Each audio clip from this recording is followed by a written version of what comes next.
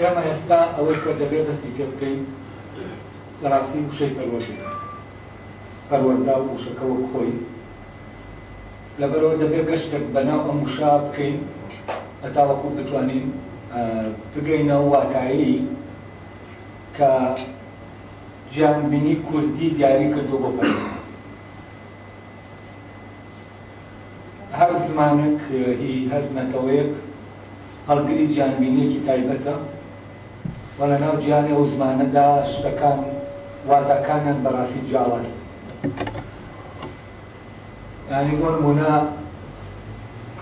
واتای پەروەردا لەگەڵ تەربیە لە واتایەکی گشتیا کۆ دەبنەوە، بەڵام لە وردە کاریەکانیان جیاوازی دروست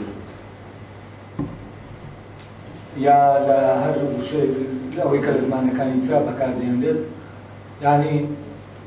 ئەو واتایە وردە واتایی کە لە وشەکە هەیە لەژێر حکمی گیانبینیەکە هەیە. گیانبینی بەو معنایەی لە هەر خودێکی نەتەوەیی لە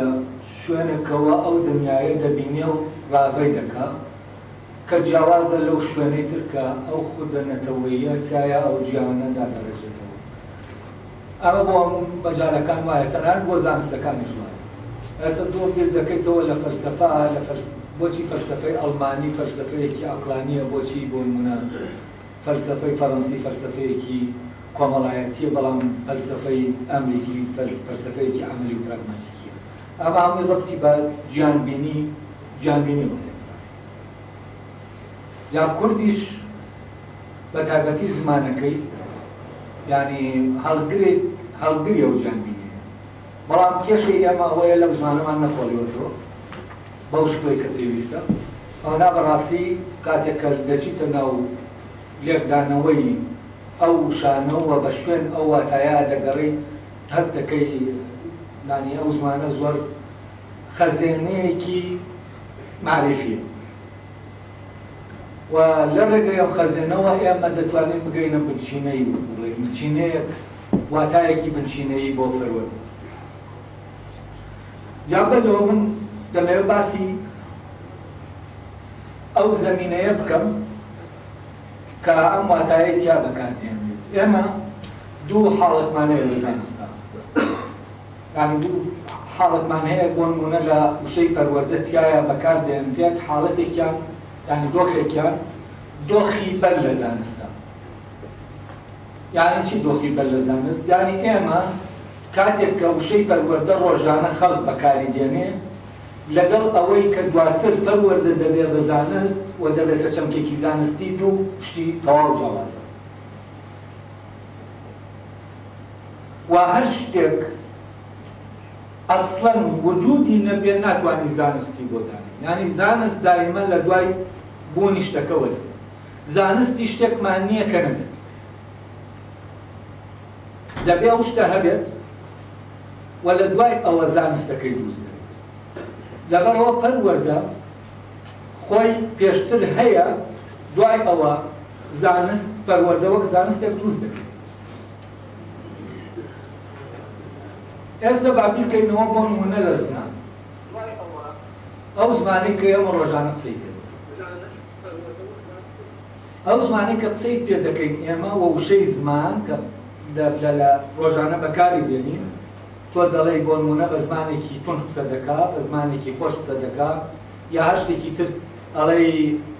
بە زمانی کوردی قسە دەکا. ئەم وشەی زمانە کە ئێمە ڕۆژانە بەکاری دێنین لە دەرەوەی زانست هەڵگری واتایە. ئەمە واتایەیە کە خودی زمانەکە و لەناو کۆمەلگا لەناو خەڵکا پێی دراوە. بۆ نمونە کە ئێمە بیل لە زمان دەکەینەوە لەناو زانستی زمانە، لەناو زانستی زمانە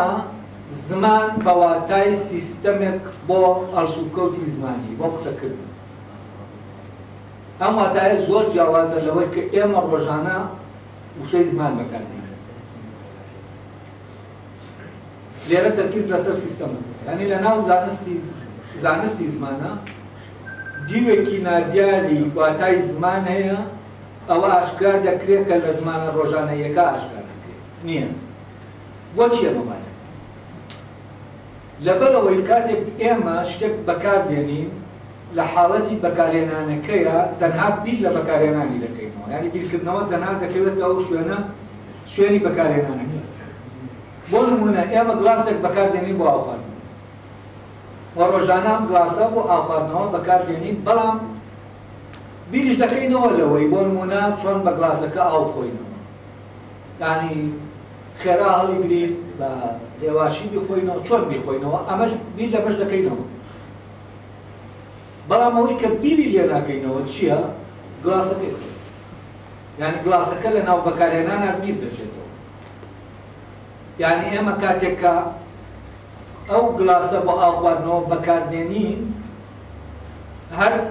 وجودی ئەو گڵاسە نەفی دەکەینەوە بە جۆرێک لە جۆرەکان ئەم گڵاسە وەکو وا بێ نەبێت، ئێمە بەکاری دێنین و دایبنین. بەڵام ئەگەر یەکێک بێت لەم بەکارهێنانە بچێتە دەرەوە، بیر لە گڵاسەکە بکاتەوە چی ڕوو دەدات؟ ئەو کاتە گڵاسەکە دەردەکەوێت، یعنی لە کاتی بەکارهێنانەکان ناوونە. بۆ نمونە ئێستا من بمەوێ بچمە بیر لە گڵاسەکە بکەمەوە، نەک لە بەکارهێنانەکە بەکاری بێنم، چی ڕوو دەدات؟ بیر لەوە دەکەمەوە گڵاسە چییە؟ کە ئاوا قورتر دەڕۆمەز دەکەم ئەم گڵاسە شوشەیە، بەڵام گڵاس هەر شوشە نیە، گڵاس شتی تریشە. یعنیش لەبەرەوە دەزانم ئەگەر شوشەیەکە لە شوشەکە گڵاس نییە، یعنی شوشەکە کراوە بە گڵاس. کەواتە کە دەڵێم شوشەیە دەزانم شتێکە لە ناو پێکاتەی گڵاسەکە، ئەویش مادەی گڵاسەکەی. باشە ئەم گڵاسە هەر گڵاس نییە، چونکە بە شوشەکە تەنها نابێت بۆ گڵاس، دەبێت شتێکی تریشە، دەبێت فۆرمێکی، و فۆرمەکەش دەبێتە بەشێکی گڵاس، بەشێکی پێکەنەری ئەساسی کە وجودی گڵاسەکە لەسەری ڕاوەستاوە. یعنی ئەگەر شوشەکەمان نەبێت، ئەگەر ئەو فۆرمەشمان نەبێت، ئەو گڵاسە وجودی نەبێت. ئەی هەر ئەمە نییە کە من دەکەوە بیرکردنەوە شتی تر دەبینم لە گڵاسەکە، چی نەبێت ئەو گڵاسە. ئەمە منیتر لە ناو بیرکردنەوە لە بەکارهێنان هاتمە دەبێت. بەڵام لە کاتی بەکارهێنان من ئەم گڵاسە نابینم، ینی وجودی گڵاسەکە نابینم. یعنی گڵاسەکە وجودەکەی لە ناو بەکارهێنانە وەک ئامێرێک بیر دەچێت. ئەم گڵاسە سێر دەکەم ئینسان ئەو کەسێک کە دروستی کردووە بۆ ئیشە دروستی کردووە و دەبێت بۆ ئەو ئیشە گونجاو بێت، دەبێت ئەو شلەی کە ئەو ئاوەی کە تایە دەخۆیتەوە یا شەربەتە دەبێت بیگرێت گڵاسەکە. کەواتە فۆرمەکە کە پێمان داوە لەژێر حکمی ئەوە بەکارهێنانەکانە، بەکارهێنانەکەیان ئەوەی کە ئەو ئیشەی کە دەیکات گڵاسەکە. ئەی دوایەوە بیر دەکەینەوە دەبێت خۆم گڵاسە لە خۆیەوە لە تەبیعەتە دروست نابێت، دەبێت یەکێک دروستی کرد. ئەو کاتە ئەوەی کە ئەرستۆ ناوی دەنێت چوار هۆ کارەکە کە بۆ شتێک کەن بۆ بوونی شتێکە، هەر لێرایەمە دەتوانین ئەو چوارۆکارە دیاریکەین و بچینە ناو وجودی گڵاسەکەەوە و گڵاسەکەمان بۆ ئاشکرا بێت لەو شوێنەوە کە لە بەکارهێنانە ئاشکرا بێت. کەواتە زۆر شت هەیە، یعنی زانست کەی لە کۆمەلگایەکە دەست پێ دەکات ئەو کاتەی کە لە بەکارهێنانەکە لە حاڵەتی بەکارهێنان دێتە دەرەوە بۆ مەسافەیەک دروست دەبێت لە بینی ئەم کەسە لەگەڵ ئەو شتا و دەست دەکات بە بیرکردنەوە. واتە ئەمە ڕوو نەدا زانست لە ناو کۆمەلگایەکە پەیدا نەبێت. کە زانستیش پەیدا نەبوو، ئەو شوێنانەی کە دیار نین لە کاتی بەکارهێنانە ئێمە نایانبین. بۆ نمونە زمان هەمومان ڕۆژانە لا لە مناڵیەوە فێری دەبین، حتا مردن دەکرێت بەکاری بێنین بەبێ ئەوەی ڕۆژێک بیرکەینەوە ئەرێ ئەوەی بەکاری دێنین چییە؟ یعنی تا مردن ئێمە بینی لێ ناکەین، بەڵام تا مردن بەکاری دێنین و باشیش بەکاری دێنین. یعنی بە باشی بەکارهێنانی شتێک مانای ئەوە نییە کە تۆ ئەو شتێک دەناسی و دەزانی چییە. هەمومان بە باشی زمانی کوردی بەکاردێنین و یەک ئەو هەمووی شەی پێ دەکەین بەڵام ڕۆژێک لە ڕۆژان بیرمان لێ نەکردەوە ئەرێ ئەم زمانە کە ئێمە بەکاریدێنی چیە جا ئەمەی کە لە ناو بەکارهێنانایە یعنی واتای بەکارهێنانی ئەو شتە جیاوازە لەو واتایی کە دواتر تۆ بیری لێ دەکەیتەوە و واتایەکە زانست پێمان دەدا یعنی کەواتە زانست چی دەکات زانست نایە یعنی زانست لەگەڵ تەکنۆلۆژی دوشتی جیاوازە ئێمە کە بیر لە زانست دەکەینەوە وا بیر دەکەینەوە زانست عیبارەتە لەوەی کاپشانی بۆ دروستکردن زانست ئەوە نییە کاپشانی بۆ دروستکردن زانست ئەوەیە کە ئەو شتەی ئێمە لە ژیانی ئەو شتانەی کە لە ژیانی ڕۆژانە خومان پێوە گرتووە بەکاریان دێنین چ ئەوانە بێ کە خۆمان دروستمان کردووە چ ئەوانە بێ لە ناو تەبیعەت چ یەکتری خۆمان بین ئێمە کە یەکتری دەخەینە ناو بەکارهێنانەوە یەکتری نابینی لە ڕاستی یعنی کاتێک ئینسانێکی تر بەکاردێنێ بۆ نمونە ئاغایەک کۆیلەیەک بەکاردێنێ کۆیلەکەی تر وجودی وەک ئینسان نەفی دەبێتەوە یعنی نابێت و کاتێک کە ئینسانەکان دەکەونن بەکارهێنانی یەکتری لە ڕاستیە ئینسانەکان لەو کۆمەلگایە ون دەبن چونکە لە ئینسانەکەی تر مانای بەکارهێنانەکەی هەیە لەویا وەکو شتێک کە تۆ بەکاری دێنی وەکو گڵاسەکە وایە کەوتم بەکاری دێنی و بەڵام بیری لە ناکەیتەوە یعنی هیچ خەمێکی ئەوە نییە وەک ئەوەی کە هەیە خەمی ئەوە دەیە یعنی بۆ نمونە کرێکارێکە تۆ بەکاری دێنی بیر لەوە ناکەیتەوە ئەمە ئەم کرێکارە چییە خۆی بیر لەوە دەکەیتەوە ئەرەیشەکە دەکایانە هەر وەکو جیازێکە چۆن ئامێرە گیشەکە باش دەکایانە خەمی ئەوەتە ئەرێ نەوەک نەخۆش بکەوێ بۆچی نەک لەبەرەوەی خۆی نەخۆش بکەوێ کێشەیە لەبەرەوەی نەخۆش بکەوێ ئیشەکە ناکات وەکو ئامێرێکە دەشکێ ئیشەکە و ئەم بوونە ئامێری شتەکان ڕێکرە لە بەردەم ناسینی شتەکان لەبەرەوە ئەوەی کە لەناو ئێمە هەیە وەکو بەکاردێنرێت ئێمە جارێ واتاکەی بەڕاستی نازانین یعنی چونکە لەناو بەکارهێنان بۆ نمونە وەکو وتم زمان کەی ئەو لایەنەی وجودی دەردەکەوێت کە تۆ پرسیارت کرد ئەرێ ئەمەی بەکاری دێنم چییە کام پرسیارت کرد ئەو کاتە یەکسەر بەرەو چی دەڕۆی بەرەو دامەزرانی زانستێک بۆ زمان دەڕۆیت ئێستا یەکەمان کە بە زمان قسە دەکەین ڕستەکان بە دروستی دەڵێن یانی چی یانی ئەم ڕستەیە ئەم وشانە بە پێی نەریتێک دەرکێنین بە یەکەوە بە شکلێکی دروست بەڵام ئێمە ئەسڵەن نازانین نەریتێکێک وجودی هەیە یعنی سیستەمێکەیە بۆ بەقسمە و ئەم سیستەمە نادیارە هەتا ئەو کاتی ئێمە بیر لە وجودی زمان دەکەینەوە کە بیرمان لێ کردەوە ئەو کاتە ئەس دەکەین ئەوەی ئێمە بەکاری دێنین یعنی شتێکی زۆر ئاڵۆزە یعنی جیهازێکی سەیرە و سیستەمێکە بە کۆمەڵێ یاسای ئاڵۆز ئیش دەکات ئەلێرەوە ئیتر بەرەبەرە زانستەکان دروست دەبێت لەو دەنگەکانەوە ئەو کاتە تۆ بیری لێ دەکەیتەوە باشە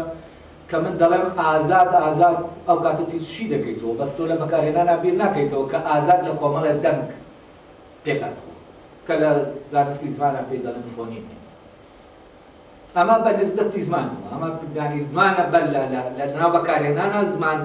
لە ناو زانستا ئیتر ئەو کاتە بیری لێ دەکرێتەوە کۆمەڵێ دیوی زمان ئاشکرا دەکرێت کە لە کاتی بەکارهێنانە مرۆڤەکان وشیاریان پێی نییە کەواتە زانست وشیاریمان پێدەدا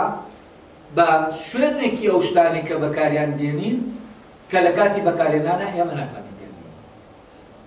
و زانست لە ڕاستیا بە معنە ڕاستەقینەکەی عیبارەتە لە وشیاریە یعنی ئێمە ناڵم زانستمان لەگەڵ تەکنۆلۆژی تێکەڵ کردو زانست لە یعنی بەکارهێنانە ڕۆژانەیەکەی ئێمە لە مێشکمانە ئەوەیە کام کارەبایی بۆ دروستکردن یعنی بیلا لە دروستکردنەکە دەکەینەوە لە کاتێکا زانست دروستکردنەکە نییە ئەوەیە کە وا دەکا ئەم دروستکردنە ممکن بێت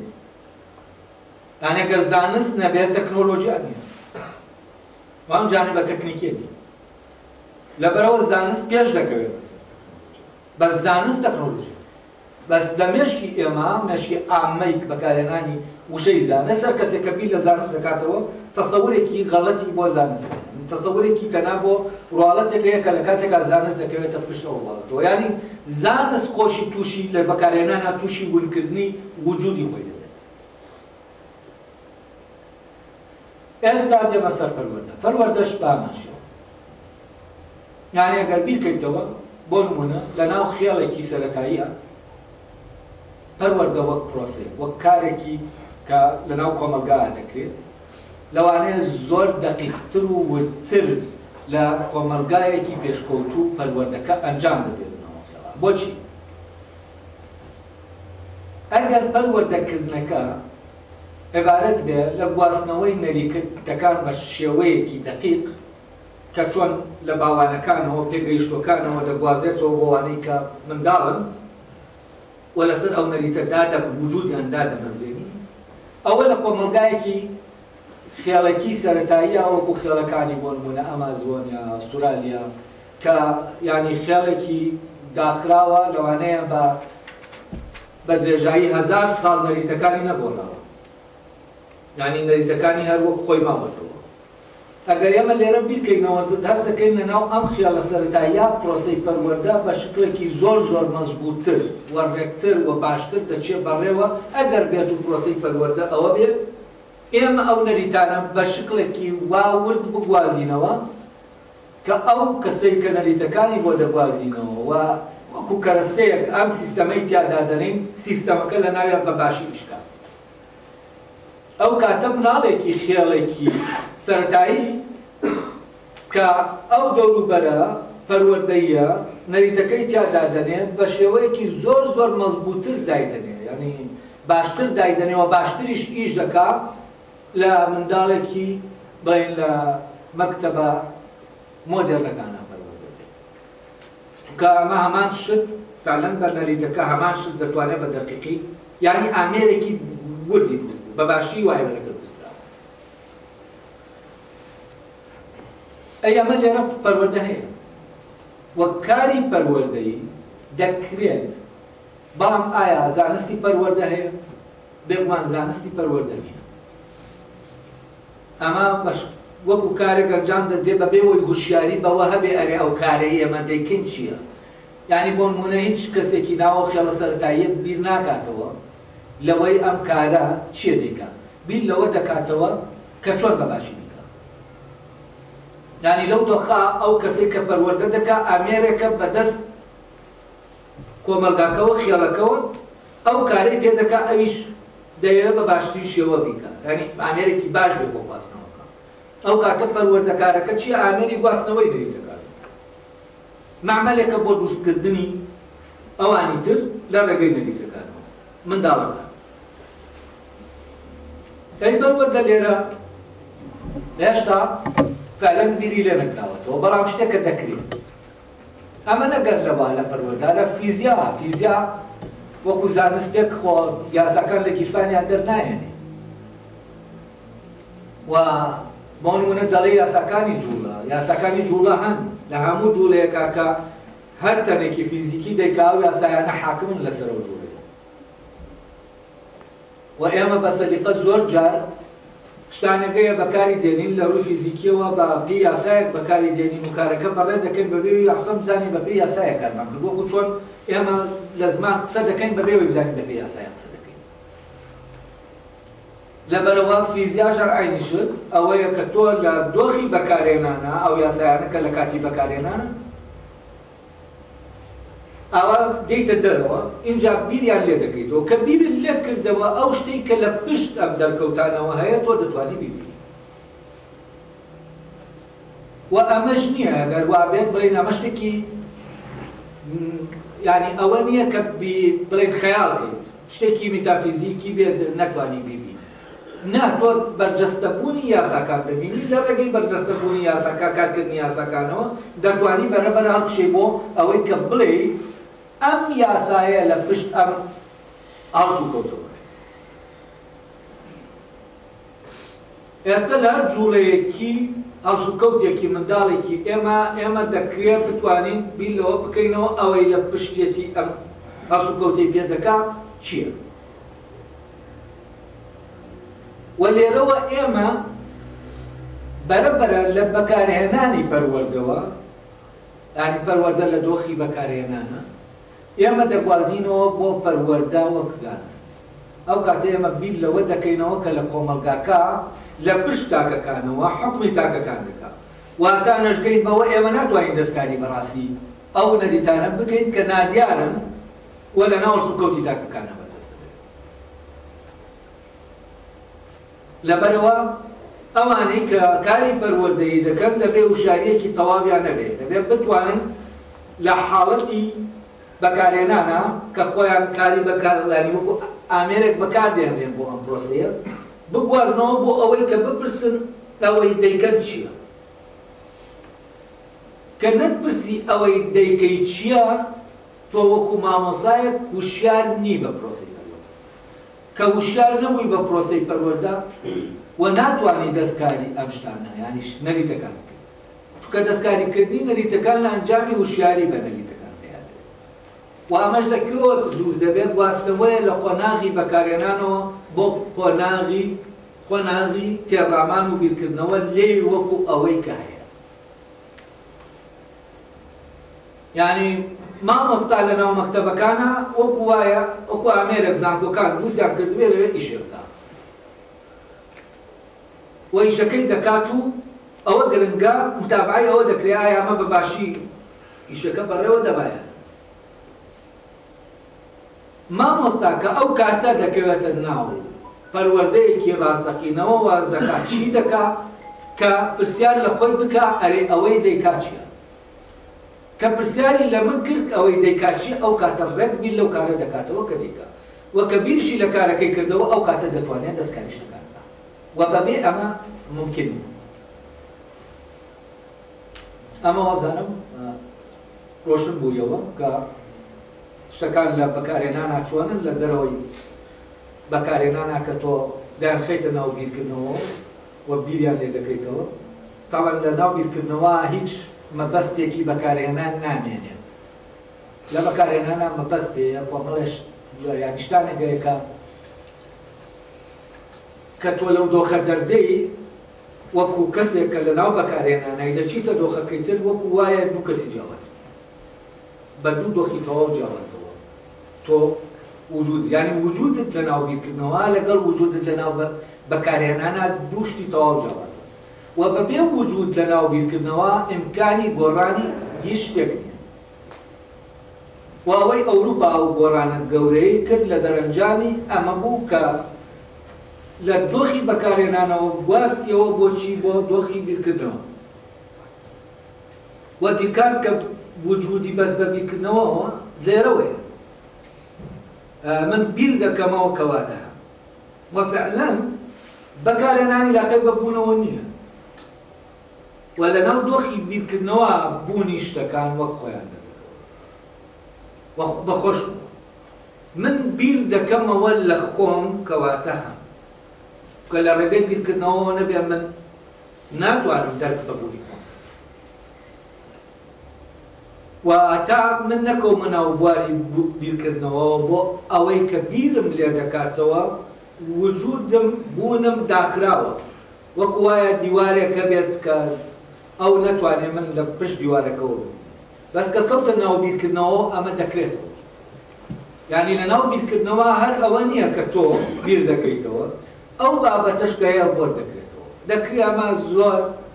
یعنی بە تەجریبی بیکەیت، یعنی بکەویتە ناو بیرکردنەوە لە شتێک لەگەڵ ئەوەی لە ناو بەکارهێنان بە ئاسانی دەتوانێت ئەمە جاکەیتەوە لە کاتی بیرکردنەوە پەیوەندیت لەگەڵ ئەو شتە چییە، لە کاتی بەکارهێنانە پەیوەندی چییە. و چۆن لە کاتی بیرکردنەوە ئەو شتە بۆت دەکرێتەوە نهێنیەکانی خۆی پێدا، یعنی ڕازی خۆی پێدا. بەڵام لە بەکارهێنانە خۆی دەشارێت و سەرڕەکەی خۆی و ئاشکرا. بامان شەوە تەبیعە و هەموو نهێنی خۆی بە ئینسان وتووە لە ڕێگەی چیەوەیە؟ لە ڕێگەی بیرکردنەوەیە. ئەگەر مرۆڤ سێری سروشتی هەر وەک ئامرازێک بکردایە هەرگیز نەدەگەیشت بە زانستەکان ئەو زانستانەی کە ئێستا مهمکار نیە. تەمەن بە وەکوتم پەروەردە لە کۆمەلگایەکە کە هەر ئاوا دەڕوا بە بێ بیرکردنەوە لەگەڵ پەروەردە لە کۆمەلگایەکە کە بەم بیرکردنەوەوە دەڕوا جیاوازیەکەی زۆر پەروەردە لە کۆمەلگایەکە کە بەبێ بیرکردنەوە دەڕوا یعنی لە ناو هەر بەکارهێنانەکە کار دەکات وە کەس نێبیری لێ بکاتەوە پەروەردەیەکی تەقلیدیە کە ئەمە گۆڕان تایە و یعنی ئەگەر گۆڕانێکی شتیایە ڕوو بدا یعنی گۆڕانێکی بە ویستەکی نییە وشیارانە نییە لەبەرەوە ئەم پرۆسەی پەروەردەیە لە دەستی تۆ دەردەچێت و دەکەوێتە ژێر کاریگەری کۆمەڵێ هێزی ترکە لە دەرەوەی تۆ دێن کار دەکەن بە بێەوەی تۆ ئەسڵەن بتوانی ڕایان و ئەوەی ئەمە ڕادەگرێ بەڕاستی بیرکردەوەیە لە پەروەردە کە ئێمە نیمان ئێمە لەناو ئەوەی کە پەروەردەکە چۆنیەتیەکەی باشکەین کواڵیتیەکەی کواڵیتی گەیاندنەکە باشکەین لەبەرەوە ئەگەر ئەمە نەبێت ئێمە دەبێت بیل لەوە نەکەینەوە کە دەتوانین چاپسازی لە پەروەردە بکەین ئەگەر نەکەوێتە ناو بیرکردنەوە لە پەروەردە ئێستا دەبێت بچمە سەرەوەی کە زمان خۆی کاتێک بیری لێ دەکەینەوە چیمان پێدەدا لەبارەی ئەو بابەتی کە بیری یعنی چی؟ بۆ نمونە ئێمە بیر لە وشەی فیلۆسۆفی دەکەینەوە لە زمانی گریکیا ئەم وشە بەرەو کێمە یعنی وشەکە لە دۆخی بەکارهێنانەوە دەخێنە ناو دۆخی ئەمە بەرەو زانینێکی بنچینەییمان دەبا کە لە ناو وشەکە ئاشاراوەتەوە هەتا وشەکە شی نەکەینەوە بیری لێ نەکەینەوە ئێمە ناکەین بۆ زانستن و ئەوەی کە لە ڕێگەی وشەکانەوە فعلەن گەیشتووە بە زانینێک و من دوو لەو بیرمەندانەوە دەتوانم پێیان بڵێم بیرمەند یەکیان مارتن هایدگەرە کە لە وشەی فەلسەفەوە فیلۆسۆفی گریکیەوە ئەڵێ وشەکە ڕێگەمان نیشان دەدا کە فەلسەفە چییە بەڵام وشە گریکیەکە بەڵام دەڵێت دەبێت گریکیانە وشەکە ببیستین وەکو ئەوەی کە کاتی خۆی بیستراوە اینجا ئێمە دەتوانین لە ڕێگەی وشەی فیلۆزۆفی شیکردنەوەکەی دەتوانین یعنی فەلسەفە دەرگاکەی خۆی بۆ ئێمە دەکاتەوە دەزانین فەلسەفە چییە ئەمە تەواو لە یەکێک لە وتارەکانیەتی بە ناوی فەلسەفە ئەوەی فەلسەفەیە چییە و ئەو لە ڕێگەی وشیکردنەوەی وشەکەوە بەرەبەرە دەمانبا بەرەو دنیای فەلسەفە ئەمە تاوان لە دەکرێت بە هێرمۆنۆتیکای زمانی ناوی ینی تەویلکردن بەڵام لە ناو زمان ئێمە لە ناو بیرکردنەوەی ئاینیشە لە ناو فەزای ئاینیە یەکێک لەو بیرمەندانە بەڕاستی لێرەوە ینی شایستەی ئەوەی پێ بڵێ بیرمەند ناسری سوبحانیە کە لە ڕێگەی ئەو وشە ئاینیانەی کە هەیە دەتوانێت هەر وەکو ئەوەی کە مارتن هایدگەر لە وشە گریکیەکانە دەکات مانگ باتەوە سەر ئەساسێک کە ئەو وشە عەرەبیە هەڵی گرتووە و ئەو زانینێک کە دەیدا کە ئەو وشە لە بەکارهێنانەکە کاری بۆ نمونە وشەی ئیلاه و ڕەب و ئەمانە کاتێک یا کوفر بۆ نمونە کەفەرە کە ئەوان باسی دەکەن بەڕاستی دەدێنن بە واتایە کە هەرگیز ئەو واتایە نییە کە لە بەکاردێنێ بۆ تەکفیرکردن واتایەکی ترە کە ڕەبتی بە جۆرێک لە پۆشینەوە ینی کەفەرە بە واتایی پۆشین دێت کە لە ڕێگەی ئەم وشەیەوە دەڕۆی یعنی کەفەرە لای ئەو ئەڵەیە یعنی لە ناو زمانی عەرەبیا کاتێک جوتیارێک تۆیەک دەکات بە ژێرخۆڵەوە ئەوە کارەکەی کەفەرێک ینی پۆشینی تۆ بکرێت ئەو دێت ئەمە مۆزوعی کوفر ڕەبت دەکات بە پۆشینی توانێت توانایانەی خۆی کە لە ناو خۆیان هەیە ڕێگەیان لێ بگرێکە گەشە بکەن ئەمە واتای کوفر دەگرێت وەلای کەسێکی وەکو ئەحمەد لوفتیزادەش بە معنای شاردنەوەی حەقیقەتیە حەقیقەتەکە لە ناوە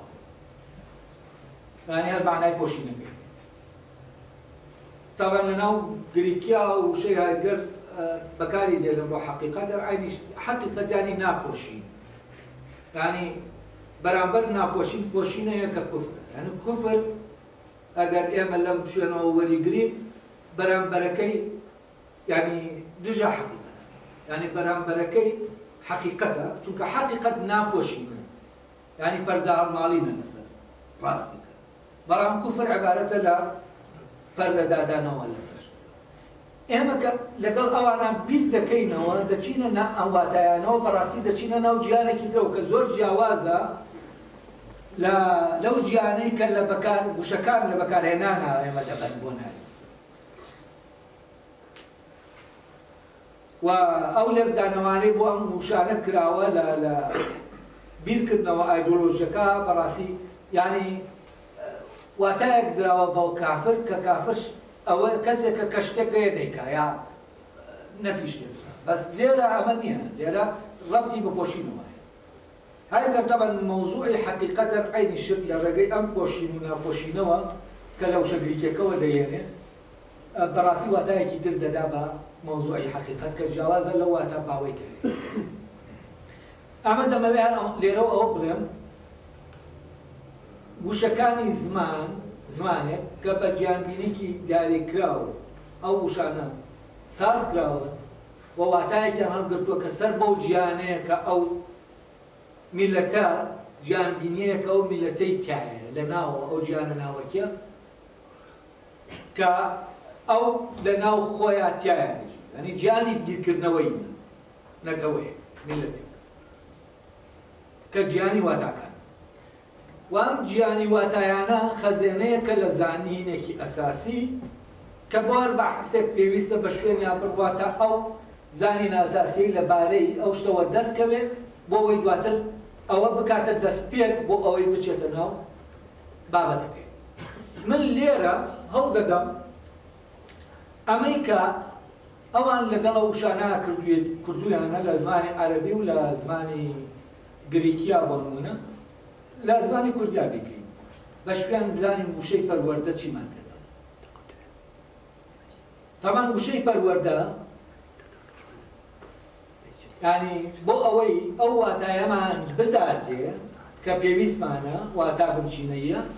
ئێمە دەبێت لە بەکارهێنانەوە بگوازینەوە بۆچی بۆ ئەوەی کە بیری لە بکەیت بیر لە چی لە پەروەردە خۆی ناجارێت لەو وشەیەی کە واتای پەروەردە دەگەێت کەواتە ئێستا من ناچارم لەگەڵ ئێوە گەشتێک بکەم بە ناو زمان ولوانەیە هەمووتان نەک لەوانەیە بە حکمێەوەی هەمووتان زۆربەتان زانکۆی تەواو کردووە و لە ئامادەیش بەرکەوتنی لەگەڵ زانستەکانی زمانە هەبووە وەکو ڕێزمان و وشەسازی و ئەمانە لەبەرەوە ناکەم وەکو بڵێ شتەکان غەریبن بە نسبەت ئێوە بەڵام لەگەڵەوە شاز دەکەم بە هیوام دانی چوونە ناو بابەتەکە ماندووکرد نەبێ بۆ ئێوە چونکە دەکەم دەچمە شوێنە کە تا حەدێک اختصاصی ئەویش ئەوەیە کە ئێمە چۆن وشەی پەروەردە لە ڕووی مۆرفۆ سیمانتیکەوەشی کردووە یعنی لە ڕووی پێکاتەی مۆرفۆلۆجی لەگەڵ پێکاتەی سیمانتیک من ئەندێشە دەیە و دەبێت وەکو بڵێ ڕۆشنی کەمەوە ئینجا بەرەبەر بچمە ناو بابەتەکە مۆرفۆلۆجیا یعنی وشەسازی طبعا لە هەر زمانێکە وشەسازی هەیە و وشە زیاد دەکا و وشە دروست دەکرێت بەبێ زانستی مۆرفۆلۆژی